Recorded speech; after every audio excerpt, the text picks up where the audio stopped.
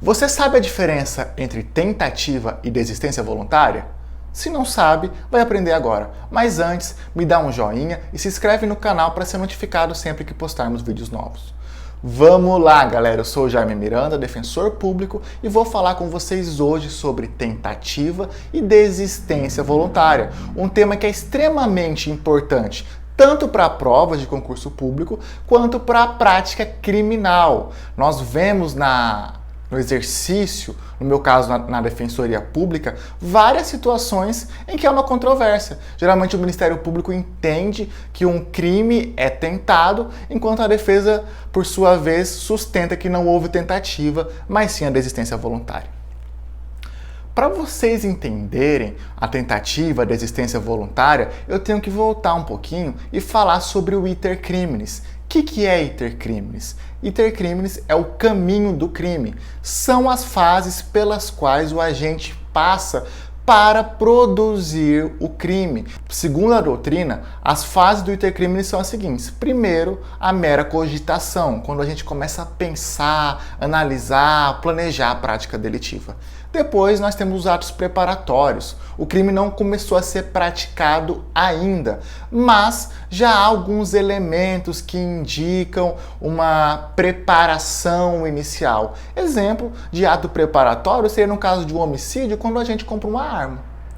Terceira fase, os atos de execução. Aqui, de fato, há o início do crime. O crime inicia com a prática dos atos de execução.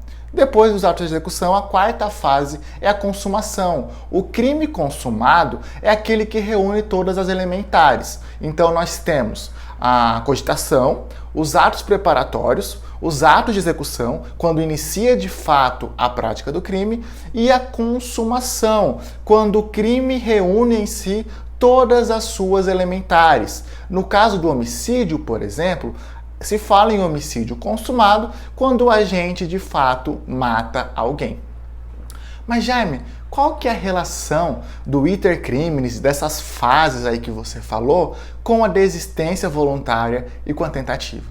É bem simples. Nas duas, o agente inicia a prática do crime, então ele dá início aos atos de execução, mas o crime não se consuma. E a distinção surge agora. E esse é o ponto mais importante desse vídeo.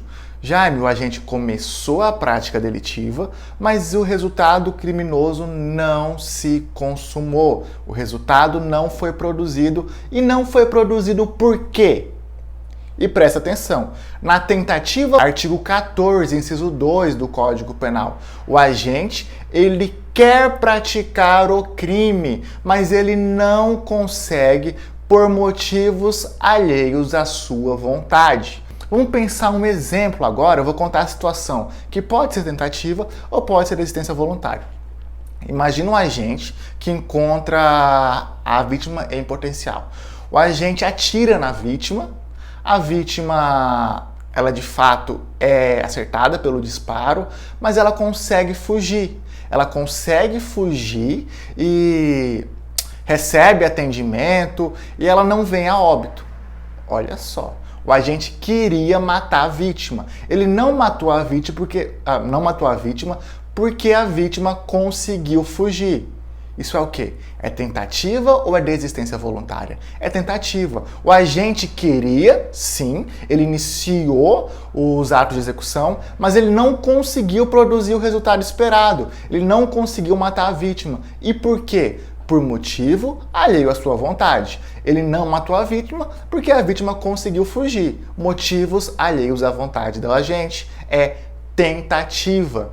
E não é desistência voluntária. A desistência voluntária, artigo 15 do Código Penal, o agente inicia a prática delitiva. O agente, no nosso exemplo, ele inicia os disparos. Ele acerta a vítima porque ele quer matar a vítima. E ele pode matar a vítima não consegue fugir, não tem ninguém ali para interferir.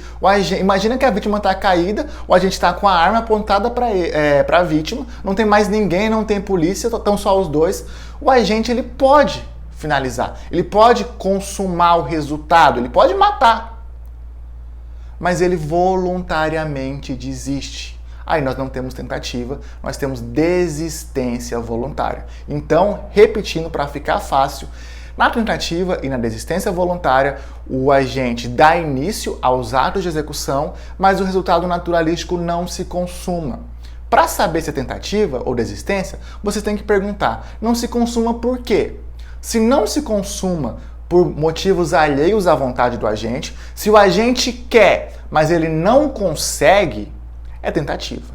Agora, se o resultado naturalístico não se consuma por motivos próprios à vontade do agente, ou seja, o agente pode consumar o resultado, ele até queria, mas ele não quer mais, aí nós não temos tentativa, nós temos desistência voluntária.